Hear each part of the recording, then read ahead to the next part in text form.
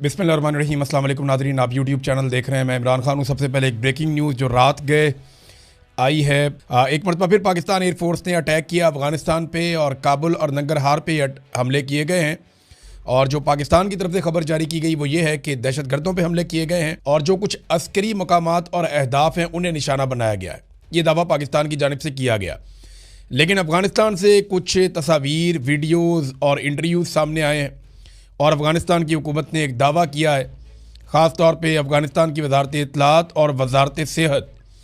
उन्होंने बताया कि ये हमला एक अस्पताल पर हुआ काबुल में, और ये अस्पताल था जो लोग मनशियात के आदी होते हैं उनके इलाज के लिए उन्हें जमा करवा देते हैं अस्पतालों में, वहाँ उनका ट्रीटमेंट होता है, वहाँ उन्हें रखा जाता है। तो ये उस नौइयत का अस्पताल था और काफ़ी बड़ा अस्पताल था। यहाँ पे 1000 से ज़ायद लोग मुबैना तौर पे बताया जा रहा है कि मौजूद थे।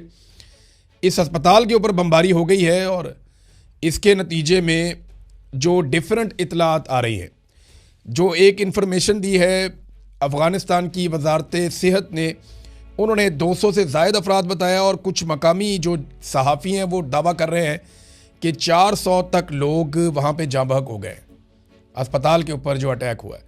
अब पाकिस्तान की जो सरकार है या पाकिस्तान के जो अस्करी ज़राए हैं उनके दावे हैं कि जी ऐसा कुछ नहीं हुआ, हमने तो सिर्फ अस्करी अहदाफ को निशाना बनाया जहाँ से पाकिस्तान में दहशतगर्दी हो सकती है। जबकि अफ़गानिस्तान की गवर्नमेंट और उनकी वजारत वो ये कह रहे हैं कि अब पाकिस्तान ने जो एरियल स्ट्राइक किया है, फ़िज़ाई हमला किया है, उसके नतीजे में अस्पताल के ऊपर बम गिरे हैं और वहाँ पे लोग जाँ बहक हुए हैं। अब इसकी मज़ीद तहकीकात होंगी, आलमी इदारे इस पर बात करेंगे तो पता चलेगा कि क्या हुआ। लेकिन बड़ा अफसोसनाक वाक़या है। ये बम किसी का भी गिरा हो, कहीं से भी आया हो, ये किसी ने भी तबाही की हो, लेकिन ये खित्ते में अमन और इस्तेहकाम के लिए कोई अच्छी चीज़ नहीं है कि इतने बड़े पैमाने पे लोग जो एक बिल्डिंग के अंदर बंद है। क्योंकि आप याद रखिएगा, जहाँ पे ऐसे मरीज़ों का इलाज किया जाता है जो मनशियात के आदी हों, उन अस्पतालों को ताले लगे हुए होते हैं, वहाँ सिक्योरिटी का बड़ा कड़ा इंतज़ाम होता है और कोशिश की जाती है कि वहाँ से बाहर ना निकल सकें ये लोग, क्योंकि ये भागने की कोशिश करते हैं दौरान इलाज। तो ऐसी जगह के ऊपर हमला किया गया जहाँ से लोग बाहर भी नहीं जा सकते थे। तो ये बड़ा खौफनाक है। अब पाकिस्तान की गवर्नमेंट तो तरदीद कर रही है, ज़राए से अभी तक तरदीद आ रही है, और जब इसकी कंफर्मेशन आएगी चीज़ों की तो नेक्स्ट वीलॉग में हम आपको बाकी कुछ बताने के काबिल हो जाएंगे। डोनाल्ड ट्रंप ने एक बड़ी लंबी प्रेस कॉन्फ्रेंस कर दी है।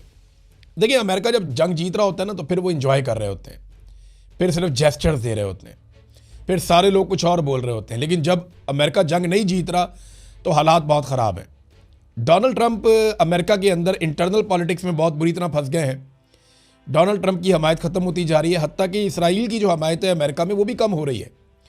अभी एक नया सर्वे करवाया गया है और उस सर्वे के नताइज ये बताते हैं कि डोनाल्ड ट्रंप की मकबूलियत तो वैसे ही फारिग हो गई, और ये जो जंग है इसको अमेरिकन समझते हैं कि ये इसराइल की जंग है, अमेरिका की जंग नहीं है। ये 84% इसराइली ये समझते हैं, CNN ने जो सर्वे करवाया।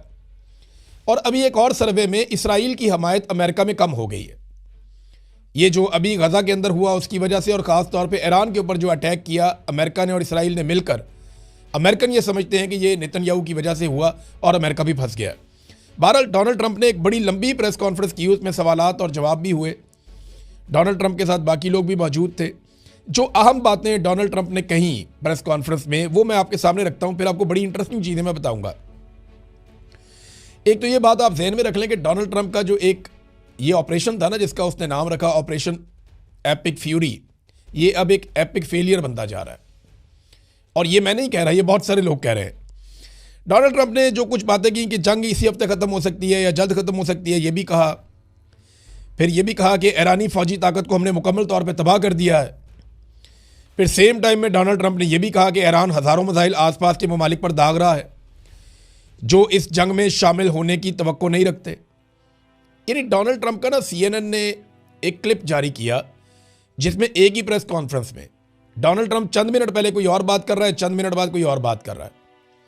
इसी प्रेस कॉन्फ्रेंस में डोनाल्ड ट्रंप कहता है हमें किसी की मदद की ज़रूरत नहीं है, और इसी में कहता है हमारी मदद करने के लिए कोई क्यों नहीं आ रहा, हमें मदद चाहिए। इसी में डोनाल्ड ट्रंप कहता है कि ईरान को मुकम्मल तबाह कर दिया, हम जंग जीत गए हैं। इसी में डोनाल्ड ट्रंप कहता है कि जनाब आप नए हुर्मस को खुलवाने के लिए सबको आगे आना पड़ेगा, अमेरिका को मदद चाहिए। और इसी में डोनाल्ड ट्रंप कहता है कि अब ईरान के पास बहुत थोड़े से मिसाइल, चंद ड्रोन रह गए हैं। इसी में कह रहा है कि वो बहुत बड़े पैमाने पे हमले कर रहा है। तो डोनाल्ड ट्रंप ने अलग अलग किस्म की बातें एक ही प्रेस कॉन्फ्रेंस में कर दी। CNN ने वो क्लिप काट के लगा दिए। CNN डोनाल्ड ट्रंप से बदले ले रहा है जो कुछ डोनाल्ड ट्रंप ने CNN के साथ किया माजी में। बहरहाल डोनाल्ड ट्रंप ने कहा कि ईरानी फौजी कुव्वत को हमने तबाह कर दिया है, इस जंग के बाद दुनिया ज़्यादा महफूज हो जाएगी। ईरान के पास सिर्फ 8% मिसाइल और चंद ड्रोन बाकी रह गए। कौन गिन गिन के बता रहा है कि 8% है मिसाइल? ईरान तो कह रहा है कि उनके पास बहुत सारे हैं। फिर इन्होंने कहा जी कुछ ममालिक ने हमें मायूस किया है और उन्होंने जंग में ताउन नहीं किया। नेटो के हवाले से डोनाल्ड ट्रंप ने कहा कि हमने नेटो पर अरबों डॉलर खर्च किए हैं मगर वो हमारे दिफा के लिए मौजूद नहीं है और आबना हुर्मत पे हमें मदद नहीं दी गई। अमेरिका का सिर्फ 1% तेल आता है आबना हुर्मत से, जबकि चीन 90%, जापान 95%, कोरिया अपना 35% तेल आबना हुर्मत के रास्ते से हासिल करता है। ये तमाम ममालिक अपने बहरी बेड़े भेजें और इनकी ये जिम्मेदारी बनती है। अब डोनाल्ड ट्रंप इन तमाम ममालिक को कह रहे हैं कि आओ और आकर मदद करो और आबना हुर्मत को खुलवाओ, हमसे नहीं खुल रहा। तो ये तमाम ममालिक जानते हैं कि उसको खुलवाने का सबसे आसान तरीका यह है कि जंगबंदी हो जाए, इसराइल और अमेरिका यहाँ से पीछे हट जाएं, तो ईरान ऑटोमेटिकली इसको खोल देगा, क्योंकि ईरान की लड़ाई अरबों के साथ तो है ही नहीं। ईरान ने तो आबना हुर्मत को बंद किया सिर्फ और सिर्फ डोनाल्ड ट्रंप को तकलीफ देने के लिए या दुनिया को यह बावर करवाने के लिए यहाँ जंग लगी हुई है, तुम्हें फ़र्क पड़ना चाहिए। क्योंकि अगर आबना हुर्मत बंद नहीं होता तो अमेरिका और इसराइल चाहे 5 साल मारते रहे ईरान को, दुनिया को परवाह ही नहीं है, सबका तेल जा रहा है। लेकिन अगर वो बंद हो जाता है, वहाँ पे जहाज़ खतरे में आ जाते हैं, तो फिर दुनिया को फिक्र करने की ज़रूरत है। तो एक्चुअली ईरान ने दुनिया को झंझोड़ा है इसके ज़रिए से, और उसके साथ जो भी बात करता है ईरान के साथ, जितने भी लोगों की बात हुई है, वो यही कहते हैं हर एक को कि जनाब आप जिन्होंने हम पे हमला किया हुआ है उनको रोकें, हम तो मजबूर हैं। वो कहते हैं जी हमारी मईशत मुतासिर हो रही है, तो ईरानी कहते हैं हमारी 40 साल से मईशत मुतासिर हो रही है, 40 साल से ज़ायद हो गए हम पे पाबंदियाँ लगी हुई हैं, हम कहाँ जाएं, हमारे बारे में कौन सोचेगा। तो वो ईरान के पास जवाब है हर चीज़ का। एक मरतबा फिर पाकिस्तान एयरफोर्स ने अटैक किया अफ़गानिस्तान पे और काबुल और नंगरहार पे हमले किए गए हैं। और जो पाकिस्तान की तरफ से खबर जारी की गई वो ये है कि दहशतगर्दों पे हमले किए गए हैं और जो कुछ अस्करी मकामात और अहदाफ हैं उन्हें निशाना बनाया गया है। ये दावा पाकिस्तान की जानिब से किया गया, लेकिन अफ़गानिस्तान से कुछ तस्वीर, वीडियोज़ और इंटरव्यूज़ सामने आए हैं और अफ़गानिस्तान की हुकूमत ने एक दावा किया है, ख़ास तौर पे अफ़गानिस्तान की वज़ारत इत्तलात और वज़ारत सेहत।